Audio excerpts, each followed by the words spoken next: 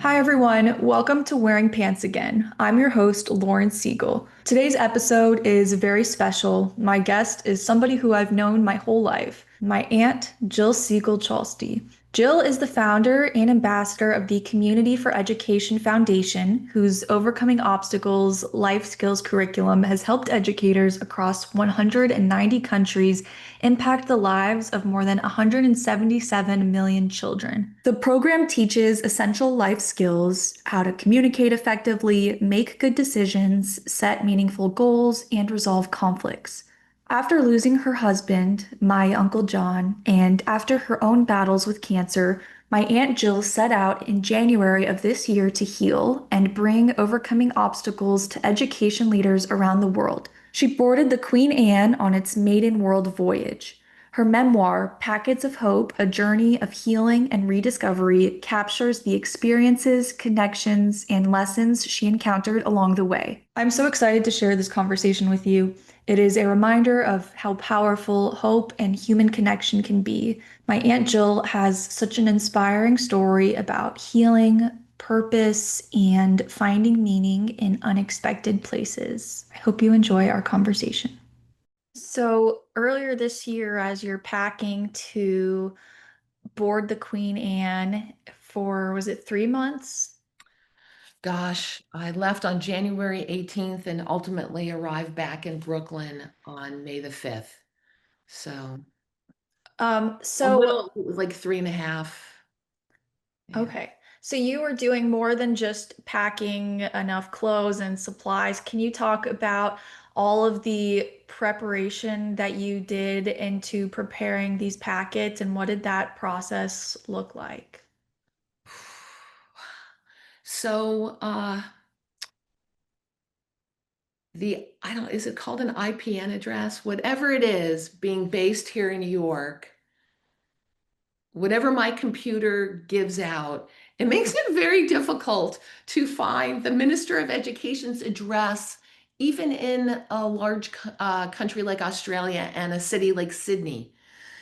Ultimately, even though I spent weeks and weeks and weeks, months, if I'm honest, researching all of the names and addresses for these ministers of education, heads of education, and then creating their letters and then using AI to translate the letters, it was really difficult task to put these packets together.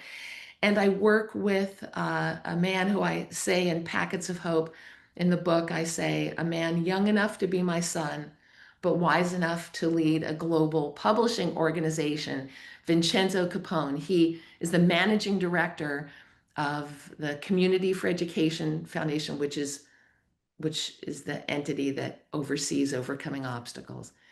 So Vinny worked with me. I came up with a letter. He finessed it. We would both do combating AIs to make sure the translations were as good as they could be. He created a one sheet and then gave me a card that said Life Skills Ambassador.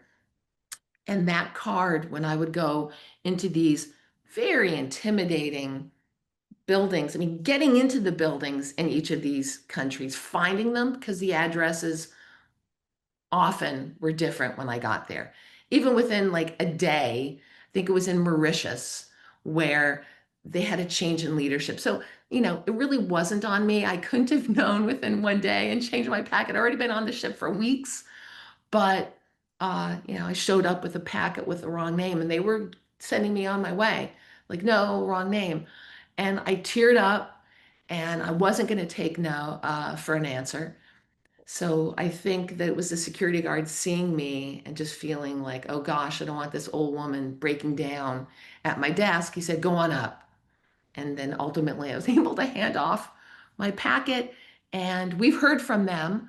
So ultimately they didn't care that the name was not right on their packet. But it was very nerve-wracking, that responsibility of creating these, they were packets of hope, hoping that this thin, it's called an A4 envelope, I found that out on the ship, would get into the right hands and those hands would open the packet and say yes to life skills education for their country's children.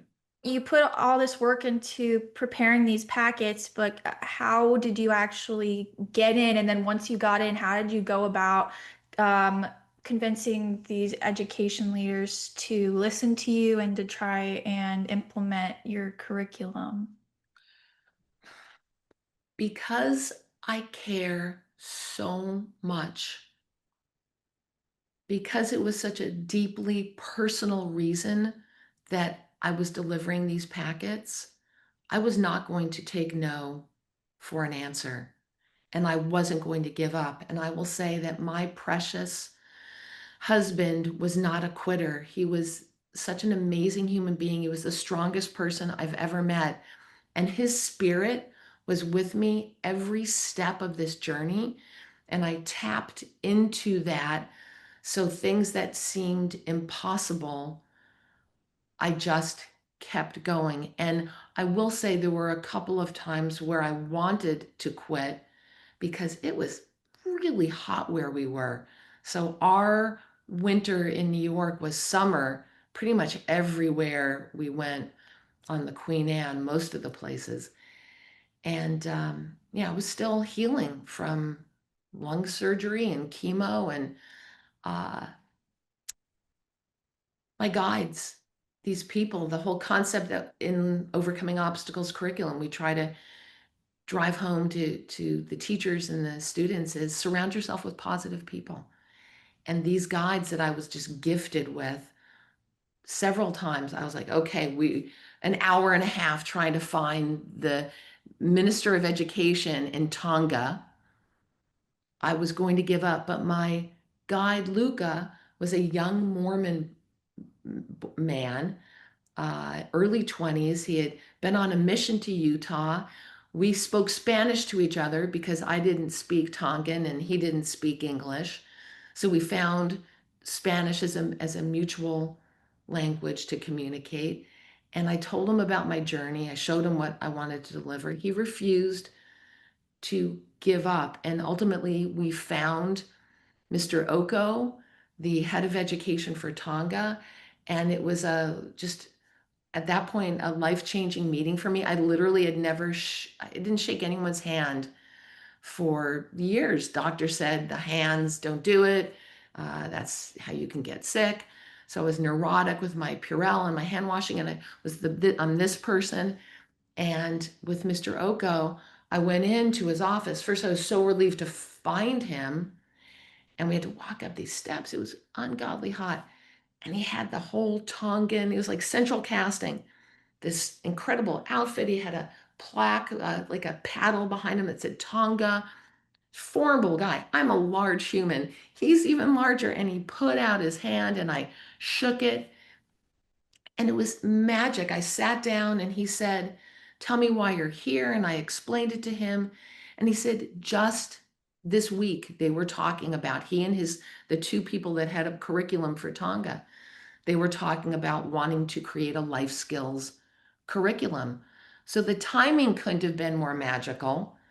And after that meeting, within a month, we had translated all of our materials into Tongan and we're working with them. So I just, I couldn't give up because how deeply personal this mission is to help young people avoid the pain that I went through being a victim of bullying. But I will say, when it was too difficult for me, having beautiful, positive people to keep me going made the difference. So I want to talk a little bit about your whole writing process. And I know you said that you started writing with the journal and then eventually switched over to the computer. Um, at what point did you kind of decide that this whole journey was gonna become a memoir? I became friends with a couple from Australia on the trip. And of course, I had your Aunt Jane, who, my gosh, having her on this journey was huge for me. She's very social. And I had forgotten how to have conversations with people, how to interact. I mean, I'd been in a bubble within a bubble for years. So simple things like eating a meal out or having a conversation were really beyond me. But watching my sister interact um, helped me in ways I can't describe right now, but it was huge. So I wrote these chapters, these diary entries, memoir, journal entries, and they excited me. They moved me, and I wrote them. So I don't know if that's a typical thing, but it's like, wow, yeah, that's it. That's it. And I would read it to these friends, the couple traveling from Australia, and to Aunt Jane, and I'd see their reaction. And if they didn't, and full disclosure, I'd usually share it with my friends before Aunt Jane. I try to give her the final version, knowing that, you didn't want everybody at one time. So I'd share it with them. If their faces were like this, then I knew, it didn't have the emotional depth that I wanted it to have. It didn't have the punch.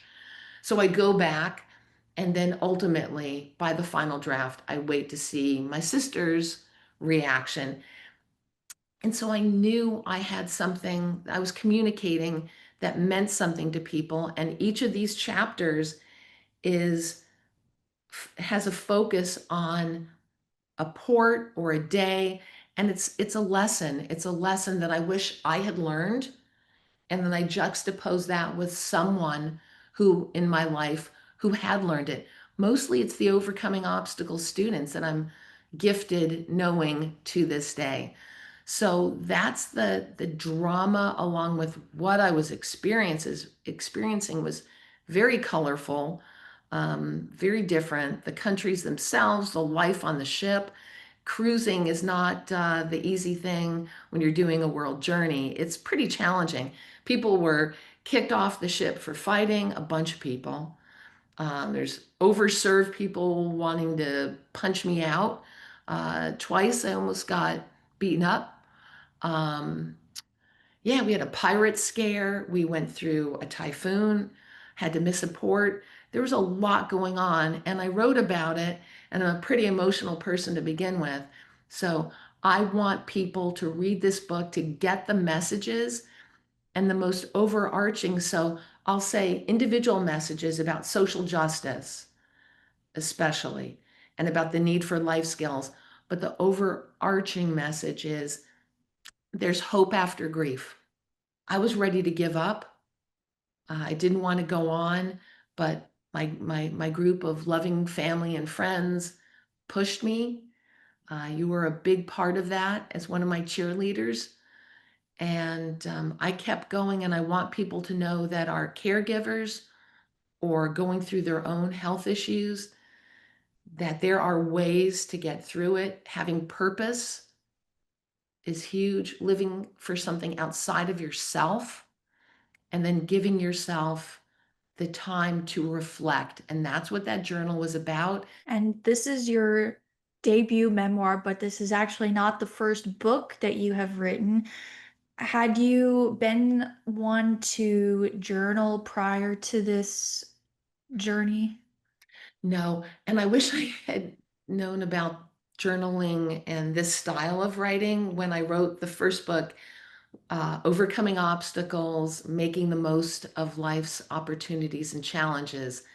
And that came out in the early 2000s. I want to say the publication date is 2004. And that really was my effort to give the team at Overcoming Obstacles something to tell the reason for the organization's founding, because I was retiring as a chief executive. So I wrote that as the testimony as to why we were doing the work that we were doing. And it was so difficult to write. And one of the people that I'd given the book to said, "You know what you need to do, Jill? You really I have been giving speeches most of my life." He said, "You should write your chapters as if you're speaking them." So those words were in my head. And then that I didn't do on the first book, which is very clinical. Um, but for the journal, it's a journal. You're it's a speech. You're talking to yourself on paper or to a make-believe person. You're talking to your journal. And that gave me a freedom because when I was writing that first book, I was so choked up. It's like, it's so unnatural to sit there and, write your story like, oh, it's supposed to sound this way or be this way. But when you're journaling, when you're writing as if you're talking to a friend or working with a friend on something, it's feels collaborative, the pressure's off, and there's a freedom and a flow that I felt just putting my story out as if I was sharing it with you that liberated me from that feeling some people, maybe everyone, gets when they're trying to sound intellectual or make something sound great the first time out. I don't know, was it Mozart, Beethoven? Some famous composer was able to take stuff from their head and put it into notes. I maybe there are some writers that could do it. Am not that person, but that journaling style freed me. When you were on this trip, obviously you had a schedule, an itinerary, and I know there's a lot of activities I'm sure that were going on. So, how did you carve out the time to write, and what did your writing process look like?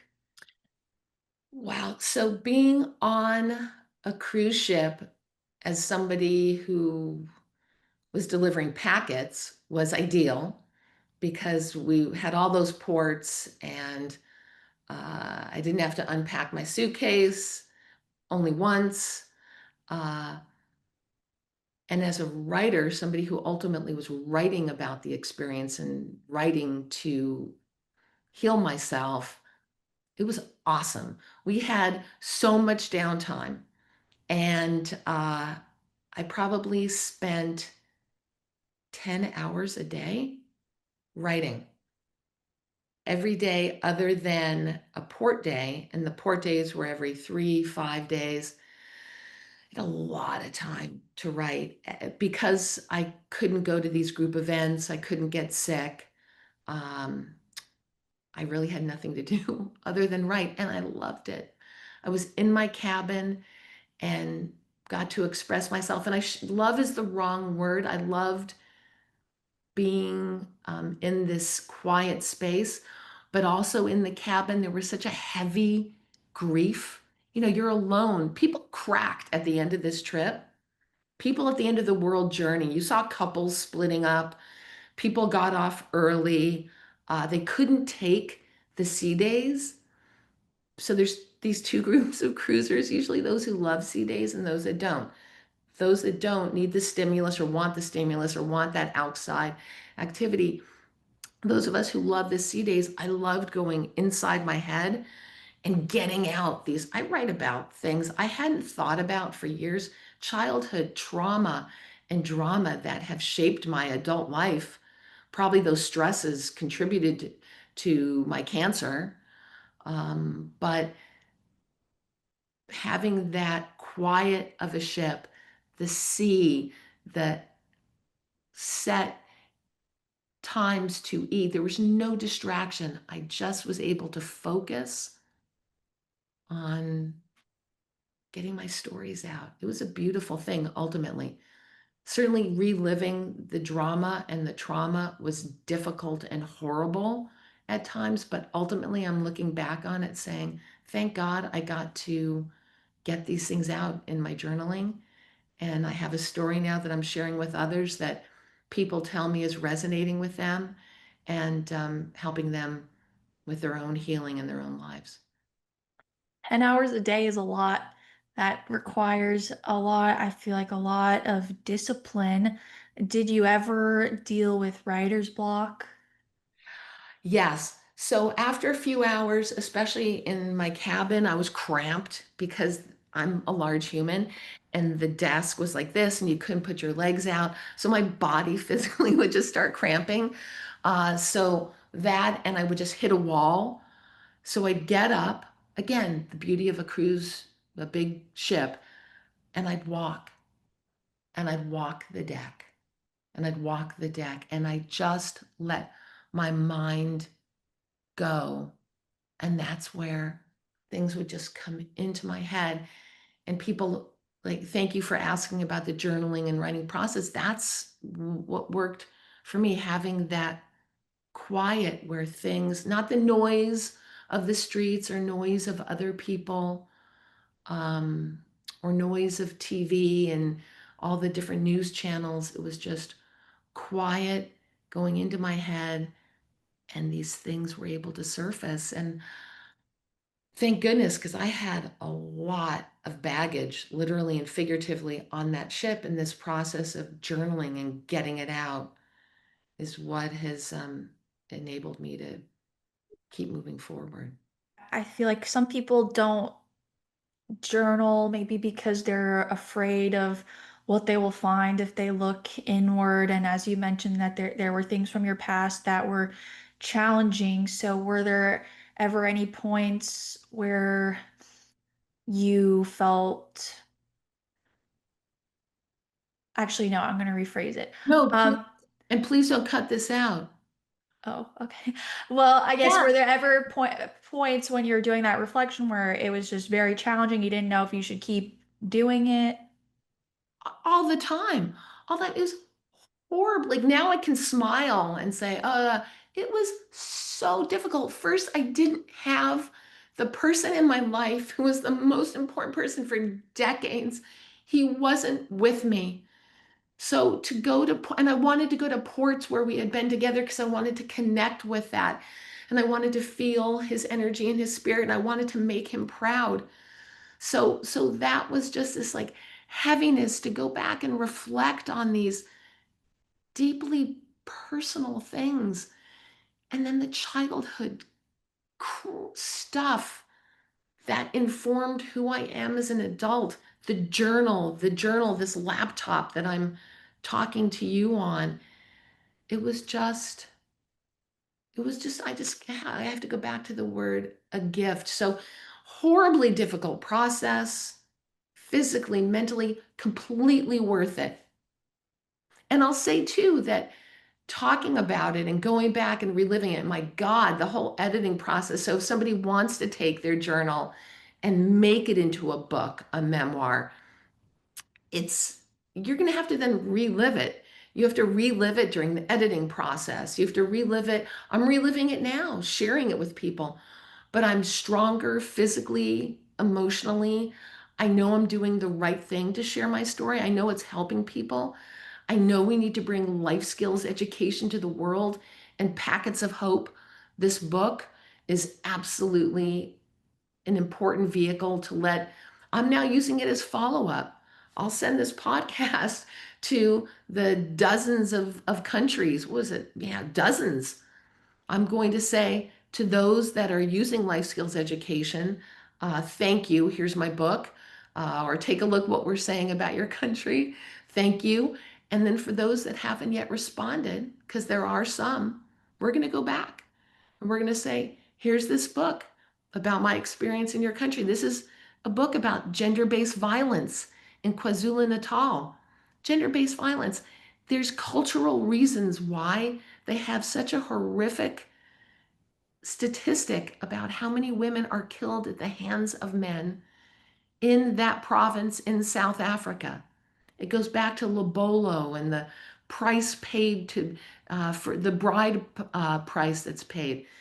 There is brain drain in Mauritius because of the issues there. There is a lack of employability and opportunity everywhere I went. The pressure on children in China, in Hong Kong specifically, they have some of the highest rates of youth suicide in the world, as does Alaska, where you and I traveled together in May. Alaska is either the top or number two state, and this is not something you want to win, for children who take their own lives. This is horrific stuff. So these packets of hope, the flyers, the letters, these messages, they're very, very important things that need to be taken seriously. And Packets of Hope, the memoir, is something that is helping me drive home that point for the people that I met, and then for everyone else, hopefully, to put good pressure on their education leaders to make a difference for their communities, for their children. Well, I want to go into some of the experiences that you talk about in your book, but I guess while we're on the topic of journaling, do you have any advice for anybody who maybe they don't want to journal because they're afraid of looking inward or they don't see any benefits to it? Do it. Do it. Try it. Free yourself. If it's something that you've thought about, there's no reason not to try journaling. And yeah, you're probably not on a luxury cruise ship and you've got all this time by yourself. How are you going to fill it? And by the way, people filled their days on the ship. And Jane was at lectures, performances. She had a great time. So I filled my day by journaling. That's how I chose. That was what was right for me. So, no, most people aren't on a cruise ship, but if you can carve 10 minutes a day, ideally a half hour out to write down your thoughts, to free yourself, take a walk, have some quiet time. Most of us live with other people and there's a lot going on in our lives, but we need to find quiet time to reflect so we can be healthy and move forward with grace. When you think about all of the packet deliveries that you did on this trip, is there one that stands out as the most challenging? And then on the flip side, if there was one that also stands out as maybe like the best, really good experience. Absolutely. Uh, the most challenging was in Cape Town. Um, Uncle John and I had spent a lot of time in Cape Town. He was from Port Elizabeth and Johannesburg, but we, as most people do, fell in love with Cape Town uh, during visits. And I was meeting our family there. Also, Cape Town is close to Robben Island. And as you know, Uncle John was one of 18 people chosen by President Nelson Mandela when he returned for the first time to Robben Island.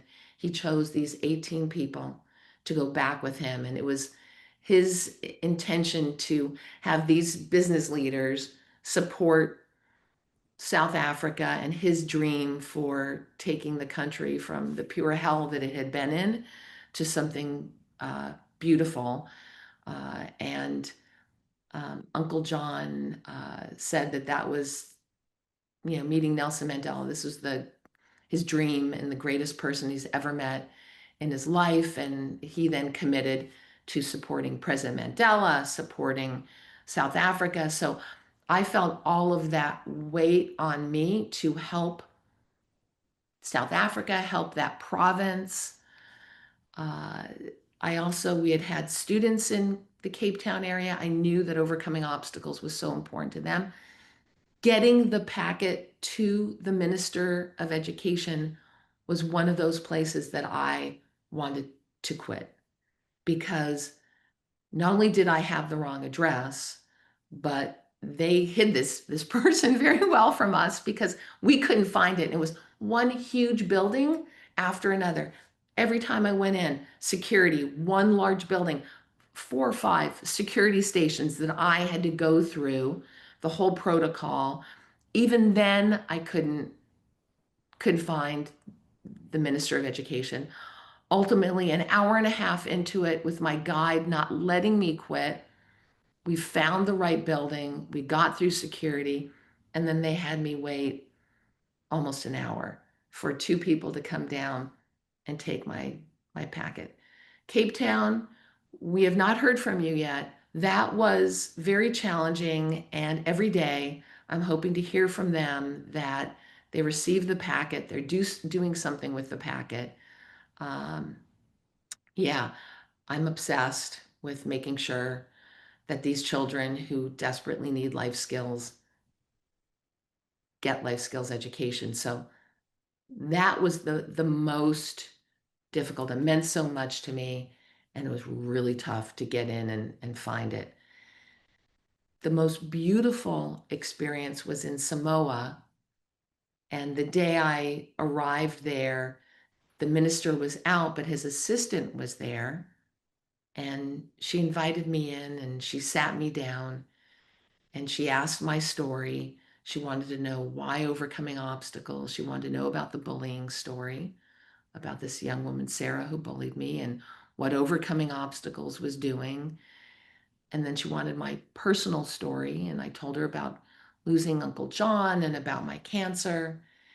And it was about a half hour of a meeting. And at the end of the meeting, and her assistant was at the door, this lovely woman said to me, "May we pray over you?" And this is early on in the journey. And, you know, first, like a few seconds, I thought, what does that even mean? What are they going to do? What is praying over me? And then I said, yes. Who's going to say no to somebody who wants to pray over them? I thought, I'll take all the prayer I can get. I was still pretty sick from, recovering from the chemo and the surgery. So these lovely women surrounded me. They came behind me. They pretty much hugged me, held me, and prayed to God that my cancer go away. They prayed that my journey be successful. And they prayed that my grief would ease. And I don't remember crying like this ever. I just started to weep at the beauty of having these strangers care so deeply about me as an individual they just met and my mission. And that was the most beautiful experience of the trip. So, this memoir is so deeply personal, and as we're recording this interview, it's been out for almost a month. What has it felt like for you to put something so personal out into the world? Wow, so scary. Uh, when October 1 rolled around, that was the date that we had discussed that the St. Bernard press team, which Vinny heads up and Jeremy works for at as well, um, I was not going to have it published. I just decided I didn't want to do it. I didn't want to deal with reliving it. I was afraid people would come at me. And then I remember you said to me, you talked to me about if there are haters to remember they're not in the arena. And I say that to myself now is if anybody looks at my story and doesn't understand it or care about it, they're not in the arena. I wrote this story for myself to heal. And then I wrote it to help people heal. And I wrote it to help kids get the life skills education they need. So ultimately, it was incredibly scary to share these deeply personal things, but I had to do it. I have to do it. It's like I want my life to have meaning beyond my going on day in, day out, and having that purpose, knowing that sharing my story is already meaning something to other people, gives me that reason to get up each morning and to keep moving forward and helping more people. And what I have shared with others is you don't have to travel on a ship and write your memoir. And you don't even have to write your memoir. Just do something outside yourself. Volunteer to help elderly people in a home. Work with dogs that are waiting for adoption. Go serve food at a place that's serving food to people who are hungry.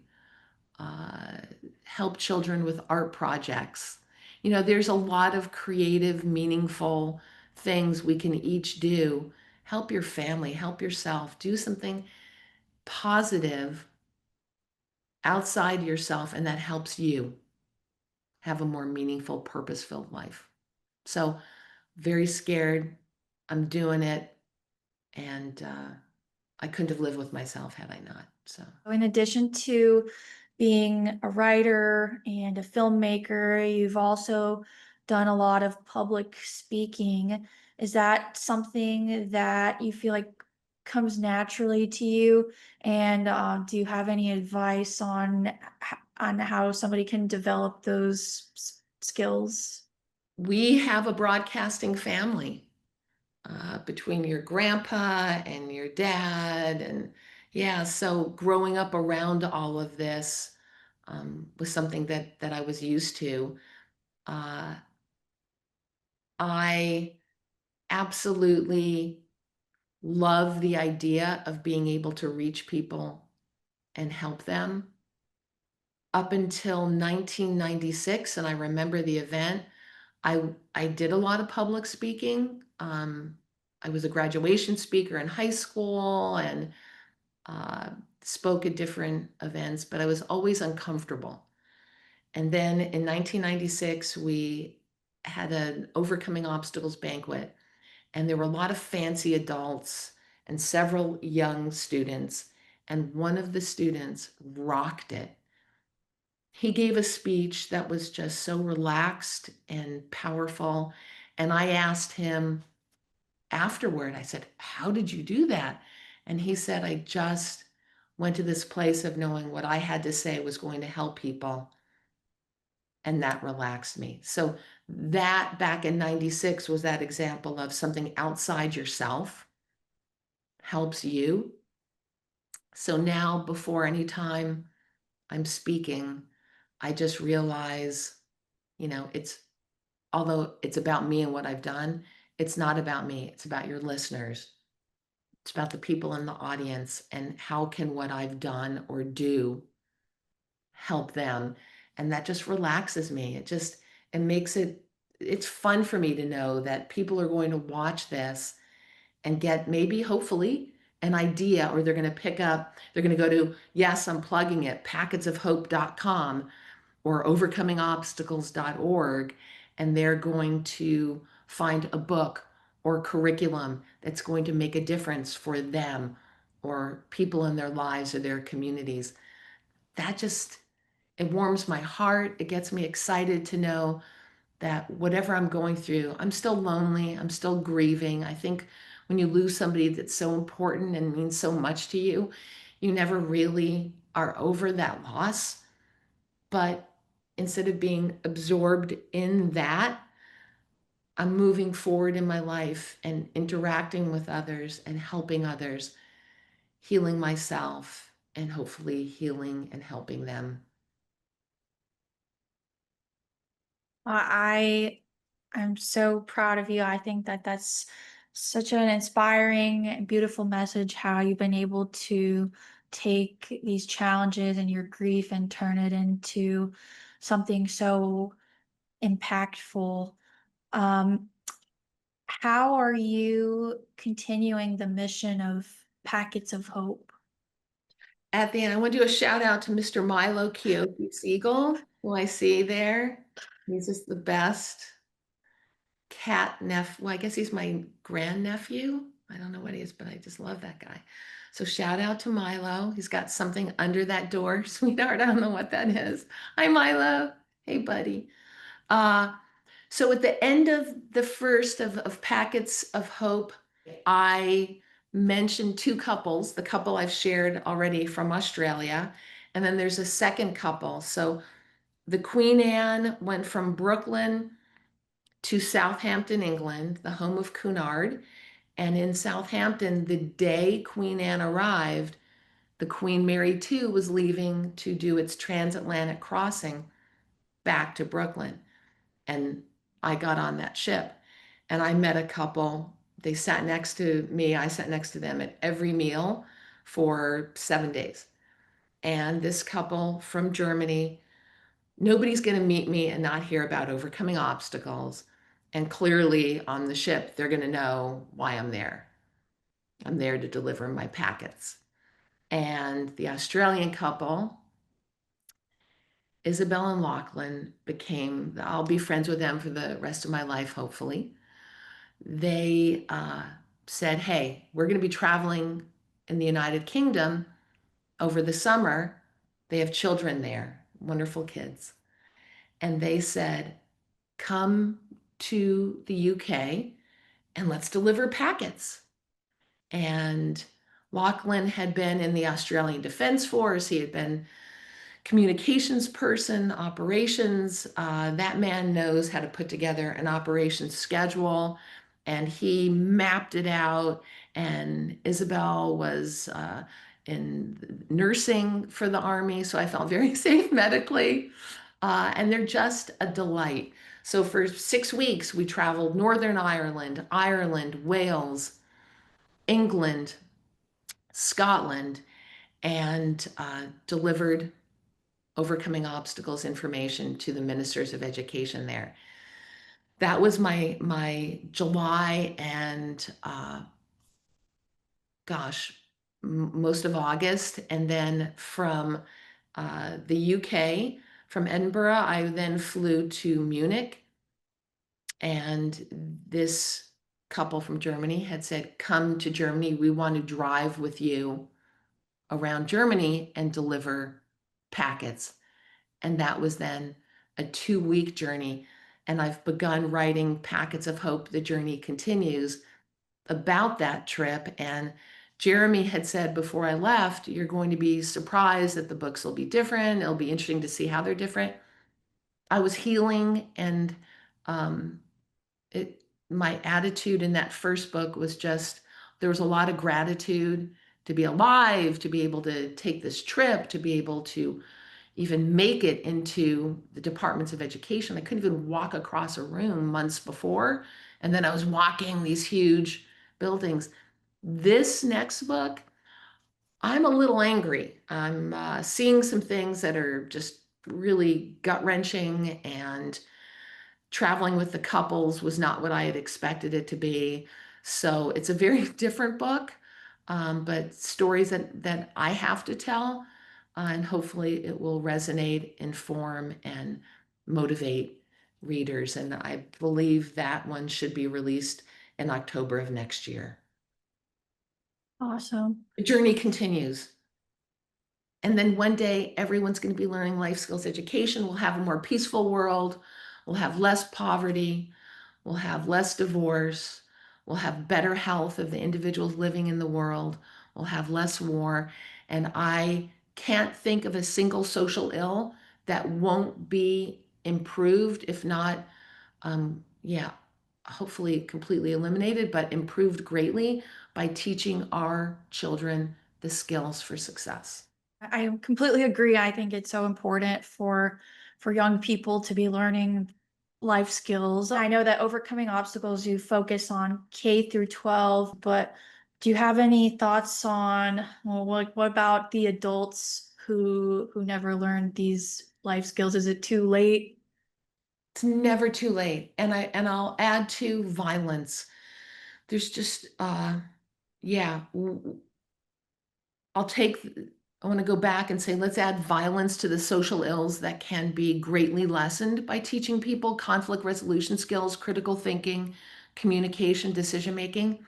And then I think about some of the students that I know today, students that were gang members and taggers that stopped doing those behaviors in their teens because they learned life skills.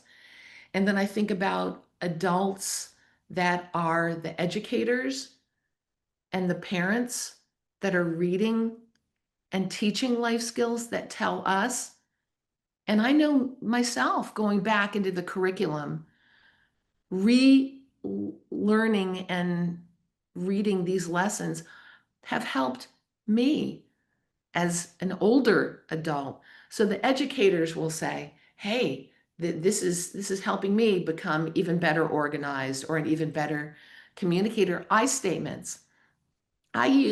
We teach the kids, the teachers teach the students about I statements. You're not supposed to say to somebody something threatening or you do this. It's like, when you do this, I feel this way. And the power of that to communicate your thoughts and feelings in a constructive way to inform the other person how their behavior is affecting you. As adults, as an adult, I'm relearning that and using that. And then the whole concept of grieving and surrounding yourself with positive people. And one of the chapters in Packets of Hope is about baby steps. One of my friends, Jean, is a mother of four, a grandmother of four. And to get me outside my home and eating for the first time outside of the home for years, she said it's baby steps. And she invited me to a cafe. And she said, here, she knew the things I loved. Here's a pastry, a coffee. Just sit here. It was airy. So it was baby steps, which we call stepping stone goals. And we have activities for the students about a large goal, breaking it down into smaller steps. And here you are right here. I need to eat outside my home. What do I do? So it's helping adults each and every day. And you know what else? It depends on your definition of adults. People are taking the uh, high school curriculum and using it on the college level. And we're about to publish a college level life skills curriculum. So clearly we're all adults. And I learned first about life skills when I was an adult. I was 21, a peer teacher at UCLA in the engineering department, teaching critical thinking and decision making, and then teaching life skills to life skills to the college. It was redshirt freshmen on the football team, teaching them the skills, study skills, communication skills to stay in school and thrive. So, there's more examples. It's never too Yeah. late or too early to learn life skills. I was listening to a separate interview that you did on Doctor Radio, and I know one of the things that you were talking about is um, I know some people feel like in these times that there's so much disagreement, so much chaos in the world. Everyone's fighting. And I know you said that you have a more optimistic outlook on that. Can you explain what you mean? Yeah, we hear that a lot. Oh, these times they're so this, they're so that. Well, because of social media, because so many of us watch the news and hear these political commentators and all the news, it's amplified. These messages are amplified. But when you look back at history, there was always disagreement. There were always arguments. There was always social ills. Like none of this is new, and I don't believe it's any worse today. We just know about it quicker.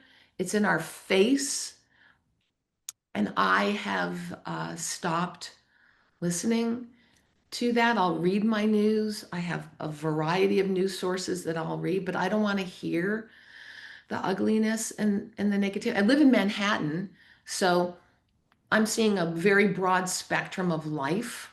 I'm seeing wealthy people who care and don't care. I'm seeing people literally homeless and in need the minute I'm walking out my door.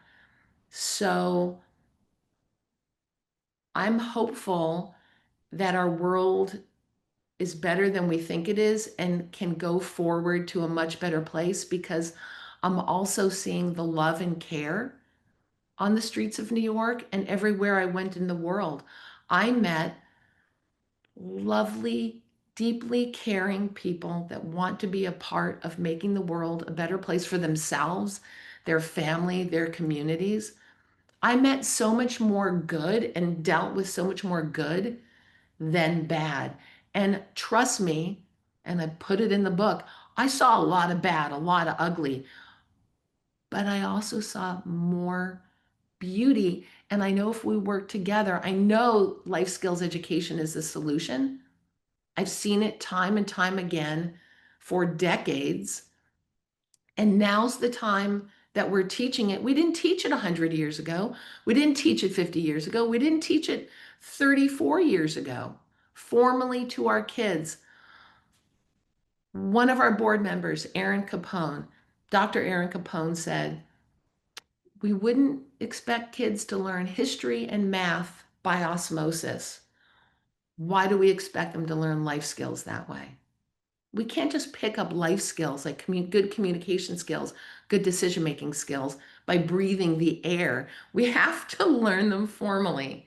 And we've got research, we've got incredible word of mouth, and it's all free. There's no reason to not teach life skills education to every child. And that's why I'm hopeful, because hundreds of thousands of educators in our own country and around the world are adopting life skills education as part of the regular school day for their students. And I know those students' stories. I hear them. I meet the students. We hear from the educators. This is why I'm hopeful for the future.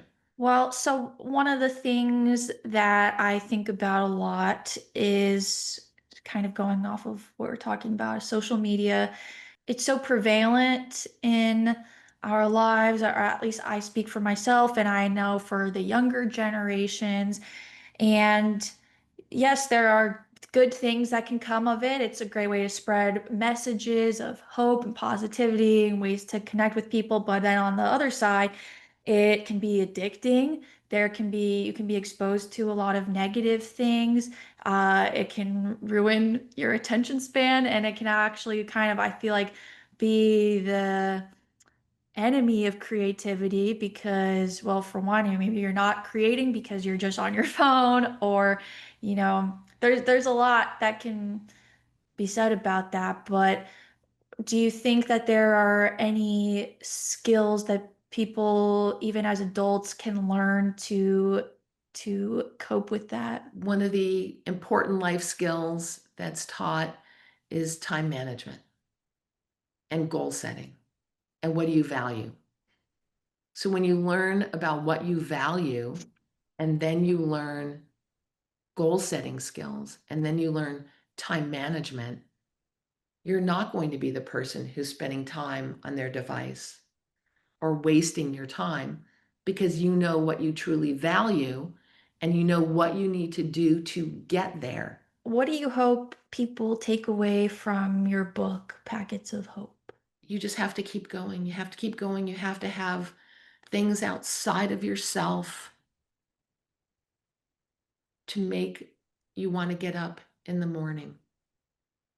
Uh, Getting up for myself was not going to be a thing that was working, but having a purpose, having an intent to spend a day with meaning was what I needed. And from what I've heard from others, helps them and is helping them put one step in front of the other and enter their day and move forward into a world and be a part of making our world a better place. So that's the most important message I think people take away.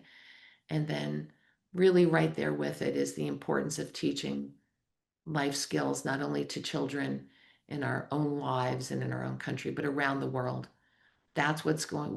It's all connected. Let's tie back to Mary White's painting of these lovely African women breaking their backs, gathering sticks. Ubuntu, we are because of others.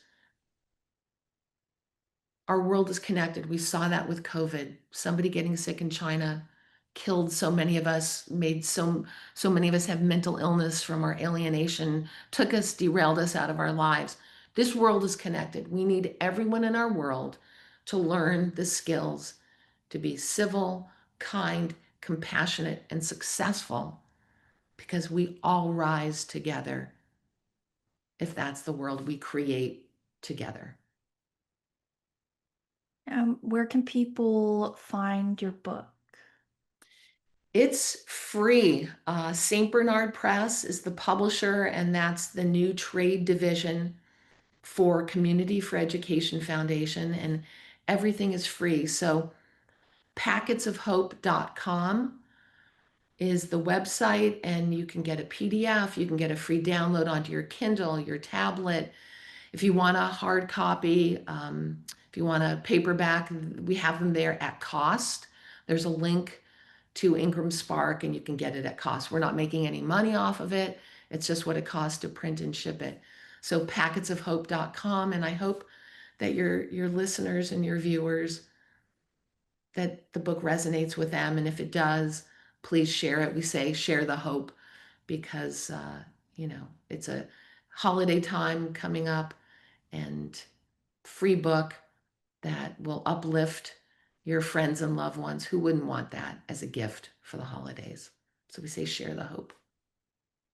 Awesome. Well, I highly recommend people read the book. It's beautifully written, and I'm just so proud of you and inspired by your positivity and your strength. And so, thank you for sharing your gift with the world, and thank you for coming on my podcast. Thank you, sweetheart. Thank you so much for having me. Thank you so much for listening to this episode. I highly encourage everyone to check out her memoir, Packets of Hope, A Journey of Healing and Rediscovery. If her story inspired you, you can help spread the hope as well by sharing this episode and helping others learn about Packets of Hope and the Overcoming Obstacles program. I will have all the information linked in the show notes.